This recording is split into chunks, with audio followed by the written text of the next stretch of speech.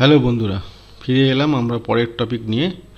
আগের টপিকে আমরা বলেছিলাম যে কয়েল এখানে শেষ হয়ে যাচ্ছে, পরের টপিক শুরু হবে ট্রান্সফরমার। কিন্তু দেখলাম যে কয়েলের আরও কয়েকটা জিনিস না করালেই নয়। জিনিসগুলো যেগুলো করাবো আজকে সেগুলো হয়তো প্র্যাকটিক্যালে সেরকম কাজে লাগবে না। মানে প্র্যাকটিক্যাল বলতে বোঝাতে চাইছি যে প্র্যাকটিক্যাল রিপেয়ারিং যেটা আমরা করি, সার্ভিসিং যখন করব কোনো কিছু ইলেকট্রনিক সার্কিট বোর্ড, তখন হয়তো কোনো কিছু কাজে লাগবে না।